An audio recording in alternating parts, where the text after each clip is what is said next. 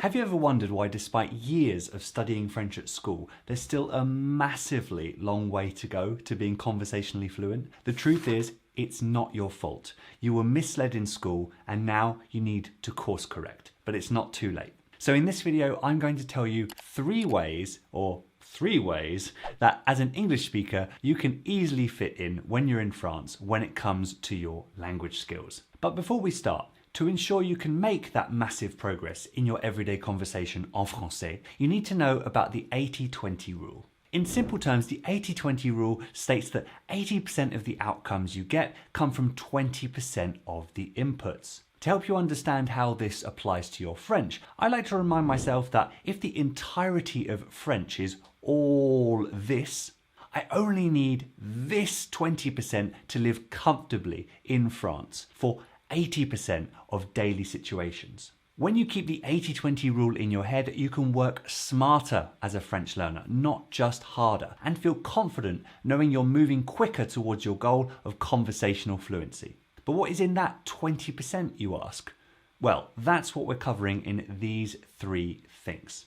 Of course, all the French language you'll learn as a French learner has a role, but as an English speaker seeking to be comfortable at the boulangerie, having French friends, and dealing with customer support, to name but a few scenarios, you only need to master a specific set of skills. The rest is just a bonus and for later when you're refining, when your goals change. So why would you spend equal time on everything when not everything matters the same amount? To give you an idea to how to apply this thinking to your own French, I have three aspects of the French language to show you. Somewhere along the way, you've been misled into spending far too much of your precious energy on them, so we're going to streamline them for you. Et en plus, I've even brought in some native speakers to give you more confidence in your decisions, so it's not just this humble English speaker you're learning from. Du coup, si vous êtes prêts, allez, c'est parti. Let's talk about conjugations. There are oh so many of them, I know, but one mistake I see so many learners making, which leads them to be more stressed than necessary, is treating all conjugations equally. What I mean is dedicating the same amount of mental energy and time to all of them. We don't use them all equally, so if you want to get conversationally fluent as soon as possible, then it's smart to focus on those conjugations and also tenses we use most often. If I told you that the numbers 20 to 30 came out of the lottery machine 50% more often than the other numbers, you'd bet on those numbers more often than not to increase your chances of winning, right? Well, I recommend you consider doing the same for your French grammar. Generally speaking, you're going to need je, tu, il, elle, on, vous, and il in your conversations. Nous, we don't use, and the ones for elle plural are the same as il plural, so you can skip them, unless you mainly talk about all female groups. Since input and output are two very different skills when we're learning a language, if you can reclaim time by not studying the nous and elle conjugations, why wouldn't you do it? And we can go further if our main goal is speaking well. Check this out. Je viens, tu viens, il, elle, on vient. Je mange, tu manges, il, elle, on mange. Je fais, tu fais, il, elle, on fait. They sound exactly the same for all subjects, so only actively study je and you're golden, ready to use them in spoken French confidently. Remember that while you're speaking and you'll successfully guess the conjugations for the others. Boom! Through the compounding effect, those extra seconds you save every single time you go to study or practice will add up to hours extra for retaining the conjugations in your long-term memory. By the way, Blanche, I'm not crazy, right? I think I never use nous when I talk. I only use it when I write. Otherwise, I always say on. On va là-bas, on fait ça. Phew. Oh yeah, Marie, you've got something to add as well, don't you? Normally, when I say ma pote et moi avons fait un gâteau. No, French people are so hard on not using the nous that I'm gonna repeat on so I can use on. Ma pote et moi, on a fait un gâteau. I'm not gonna say ma pote et moi avons fait. It's way too formal and I really use the nous only when I want to present a project to someone, like something a little bit official, you know? Maybe to my grandmother, but I don't know. Not even sure. And I even saw her struggling to structure the sentence when she wanted to use the nous conjugation avant. It's so unbelievably normal to use on. So if you say something like, my friend and I made a cake, you slot in the on, or we, almost to be allowed to conjugate with on. And like I said already, the conjugations for on sound identical to those for je. Win, win, win. To win a marathon, you've got to be strategic. Learn the other stuff later. As for tenses, I know your teacher gave you présent, passé composé, passé simple, imparfait, conditionnel, futur simple, futur proche, futur antérieur, present subjunctive, past subjunctive, but again, not all of them are worth the same amount of your time. Definitely not at the same time. Focus on the ones that are going to communicate your points the best and the most often, even if that means that technically you might pick the wrong one from time to time. For me, the most common tenses are the présent and the passé composé. And then it's smart to be comfortable with at least one future tense. And I always found the futur proche simplest. With just those three tenses, you can have fluid conversations. Add in a bit of the imparfait and you're more than well equipped. D'ailleurs, Muriel, what are the tenses you use most? Le présent, le futur, ou je suis... Ouais, mais c'est vrai que même j'ai tendance à... Les temps passés simples, tout ça, j'emploie jamais ça. Ah yes, we'll talk about the passé simple next. So the future isn't so important for Muriel. It's true that we can just use the present for a lot of things in French.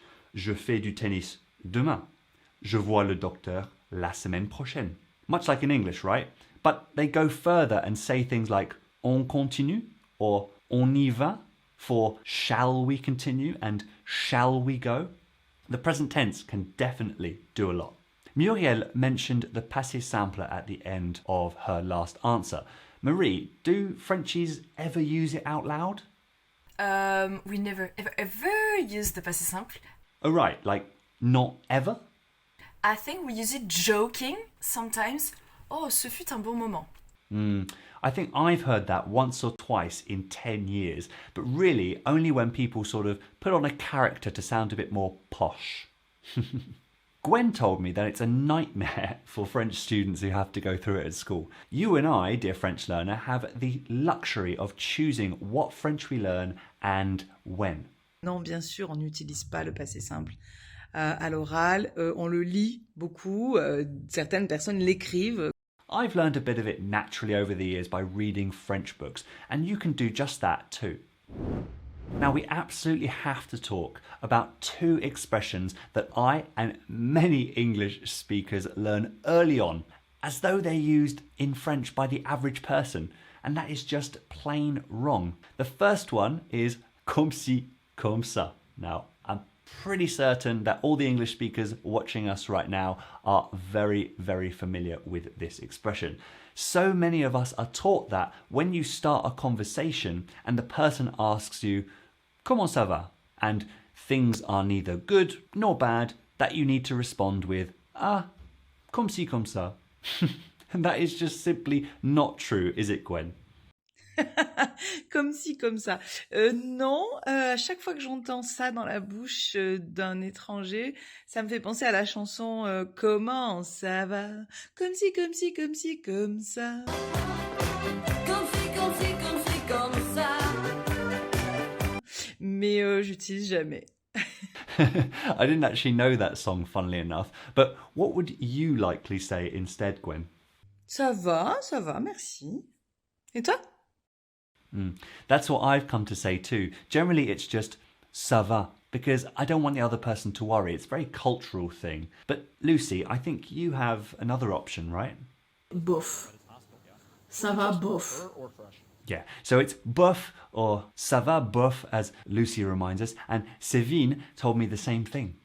When you want to say something is neither good nor bad, you will just say bof. So no need to learn comme ci, comme ça when A, no one says it, and B, ça va and bof communicate the same thing. The 80-20 rule, remember that. Next is one that makes me feel like I'm in some olden days play. It's sacre bleu. At least in the UK, growing up, I remember this being one of the first things I associated with the French language, and it needs to be stopped when we are talking to French learners trying to get comfortable and confident in everyday French conversation. I mean, listen to this unanimous agreement.